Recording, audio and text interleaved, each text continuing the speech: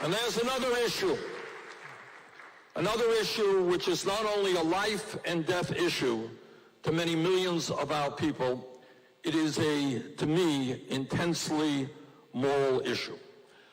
4 years ago, I came here to Portland and I said that health care is a human right, not a privilege.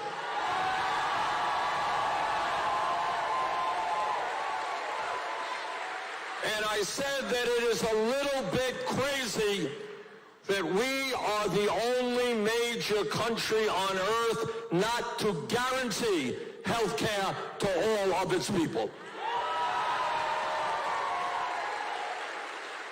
And 4 years ago, that idea seemed to be a very radical idea. I was attacked all over the place for that idea. Well, poll after poll now shows that a majority of the American people and an overwhelming majority of Democrats now support a Medicare for all single-payer program.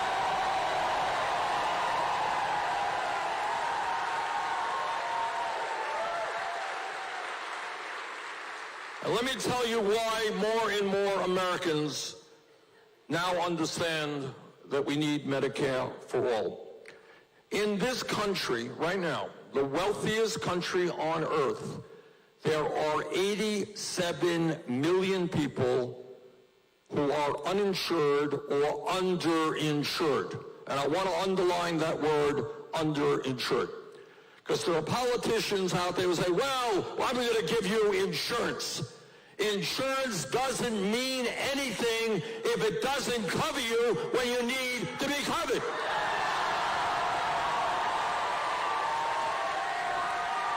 We don't need junk insurance. We need comprehensive health care for our people.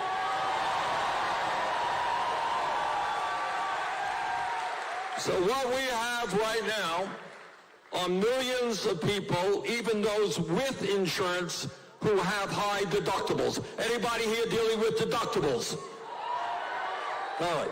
So what that means, if you don't have a lot of money, you, even with insurance, you don't go to the doctor when you get sick because you don't have the cash to pay out of pocket, and you don't have the cash to pay a co-payment.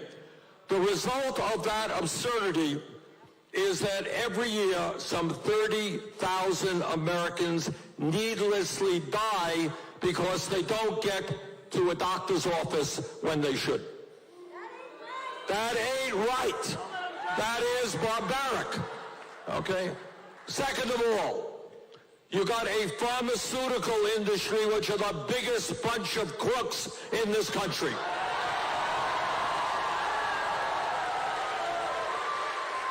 I want to tell you a little story. Some of you may have heard it. About a month ago, I took a trip from Detroit into Windsor, Ontario. And with me was a bus full of folks who are diabetic. And as you all know, diabetes, a very serious illness which impacts many, many millions of Americans. And when you're diabetic, you need insulin. 7.5 million people in this country need insulin.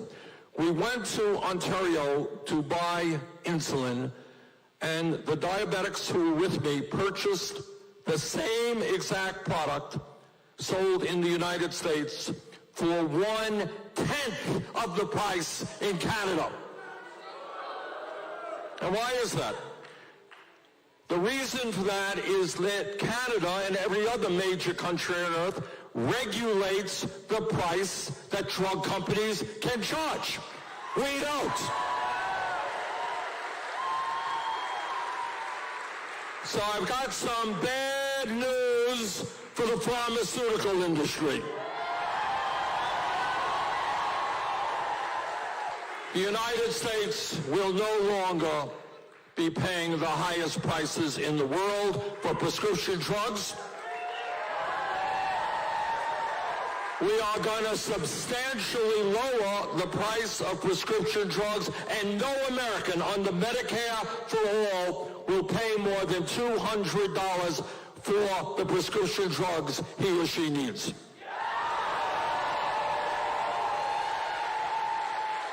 And here Here's how corrupt the system is. Last year, the top 10 drug companies made $69 billion in profit, while 1 out of 5 Americans could not afford to fill the prescriptions their doctors wrote. How absurd is that? So what we are going to do when we pass Medicare for all is to create a healthcare system which does not provide, as is currently the case, $100 billion in profit for the healthcare industry. We believe that the function of healthcare is to provide quality care for all in a cost-effective way, not to make a handful of billionaires even richer.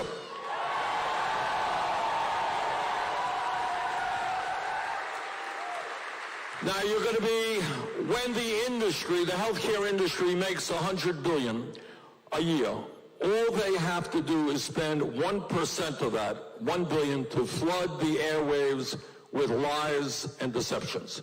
And that is what they will do. Mark my words, you're going to turn on your TV and there will be ads telling you how terrible Bernie is, how bad Medicare for all is. Please understand that the people who are paying for those ads are the drug companies and the insurance companies. They will do anything they can to protect their profits, but we are not going to allow them to win this struggle. Medicare for all is coming.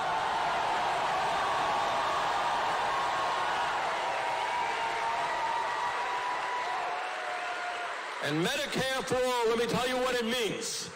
And I'm not telling you anything that's pie in the sky. This is what goes on in Canada. We're going to do better than Canada because we are already spending twice as much per person on health care as do the people of any other country. You got that?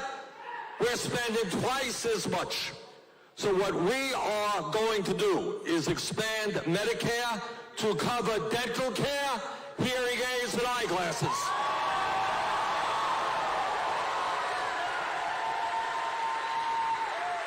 Under our proposal, no longer will you or your employers have to pay any premiums. Gone. No co-payments. Gone. No out-of-pocket expenses. Gone. In Canada, if you end up in a hospital and you have a heart transplant, and procedures that in this country would cost you hundreds of thousands of dollars, in Canada, you walk out of that hospital without any bill at all. That's what we're going to do.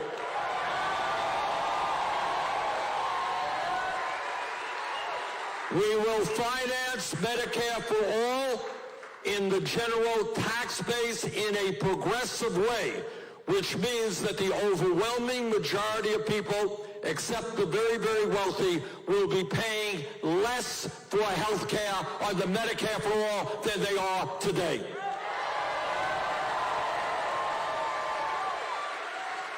And we're going to phase it in over a 4-year period. First year from 65 down to 55, 45, 35, everybody is in. That's it. End of story.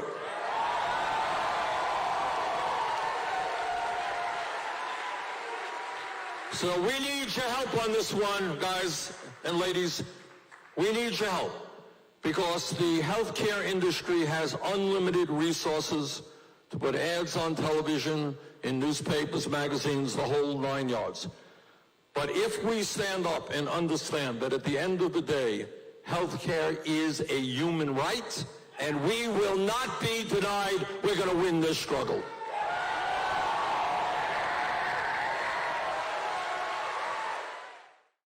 You know, Bernie's Medicare for All bill would guarantee healthcare to all, significantly reduce the amount of money we spend as a country on healthcare, and save the many people we lose per year due to lack of coverage. It's honestly a no-brainer. And many Americans do support it. And yet, Medicare for All still faces fierce opposition from the drug companies, the insurance companies, and thus seemingly most of our representatives in Washington. They try and paint Medicare for all as some radical idea and act as if it would cost too much money, even though quite the opposite is true. There are already a lot of countries around the world that guarantee healthcare to all of their people as a right. But as you probably know, we do not. And as a result, we sadly lose a lot of people per year due to lack of coverage. Moreover, a less broached aspect of the healthcare debate is that a lot of people go bankrupt due to medical expenses, which would not be a thing if we joined the many countries around the world and guaranteed healthcare to all of our people as a right. In truth, if we did, nobody would go bankrupt because everybody would be covered.